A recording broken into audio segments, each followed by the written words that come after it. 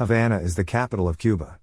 It is likely that you visit Havana as a part of your beach vacation in Cuba, either on a day trip from Varadero or as a short stop en route to another vacation spot in Cuba.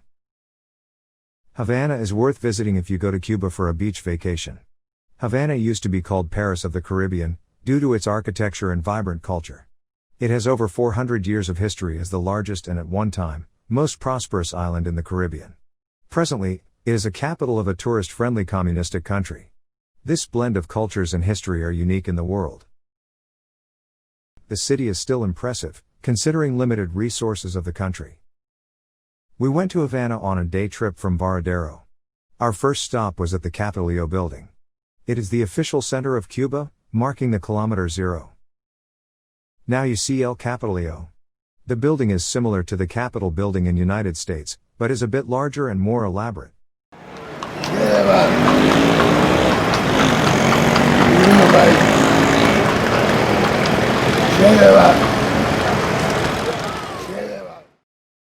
The Congress that was sitting in El Capitolio was abolished after the revolution, and the building was used for the Cuban Academy of Sciences and the National Library of Science and Technology. In recent years it has been undergoing restoration with future plans to house the Cuban Parliament. One of the most known Cuban curiosities are the old cars. As the country survived embargo, the pre-revolutionary cars had to be kept on the road. Streets of Havana resemble Southern European, or Old South American rather than Caribbean cities. As you may guess, the newer cars are imported from Russia, South America and other neutral countries. Bicycles are popular, but we expected to see more of them on the roads. Our next stop was a cigar factory. There are several cigar factories in Havana. Cuban cigars are the apex of tobacco products in the world. It is one of the main export and income items for Cuba. Both machine and handmade cigars are produced. Remember that we'll be keeping the aroma and the flavor of it. This is intended to elongate the life of a cigar with the perfect conditions. So we'll see the aluminum pipe in several other brands. This is the case of Cohiba. To bigger ones like Siglo VI. We then went to the Plaza de la Revolucion. It is the place for political rallies. On one side of the square is the José Martí Memorial, with a 109-meter-tall tower. Opposite to the memorial are buildings of the Ministries of the Interior and Communications, with two portraits of the Cuban Revolution heroes, Che Guevara and Camilo Cienfuegos. The facade with Che Guevara portrait is one of the most photographed buildings in Cuba. Our guide then took us to the Colón Cemetery, one of the most important cemeteries in the world. It is a very large and architecturally impressive site. In Latin America, in historical and architectural terms, it is second only to La Recoleta Cemetery in Buenos Aires. You can spend long time walking through the endless rows of elaborate memorials made of white marble. This is the Bomberos, or Firemen Memorial. It was built for the firefighters who died in the Great Fire of 1890. We found that the cemetery is better maintained than the city, where some buildings showed decay. There are few green zones in the city, with lush tropical vegetation. People generally were friendly and proud. There is some petty crime in the city, but violent crimes are not as common. As tourism is one of the major income sources, the government is directly interested in tourist safety.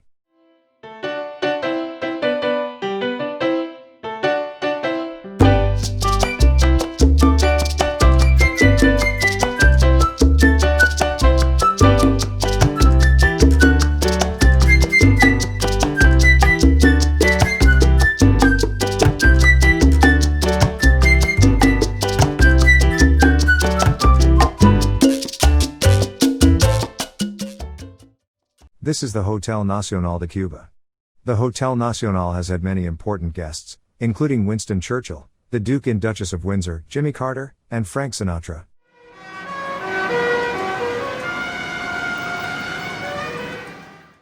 Old Havana has centuries of pre-revolutionary history, from colonial times to Hemingway. There are historical plazas, the cathedral, and several other historical buildings. Some bars and restaurants had very important customers over the decades of their existence. This is the City Museum located in a colonial building. There is a special art in Havana, wall murals. This art is taken to new heights. You are likely to be taken to this history mural on Mercader Street in the Old Havana. It depicts 67 outstanding figures in the history and the arts of Cuba. Another spot you should not miss is the Plaza de la Catedral. The cathedral is one of the most photographed spots in Cuba. Remains of Christopher Columbus were kept in the cathedral between 1796 and 1898 before they were taken to Seville Cathedral. This is the famous Hotel Ambos Mundos where Ernest Hemingway lived for some time. Room number 511 is a small museum now. There are 4 fortresses in Havana.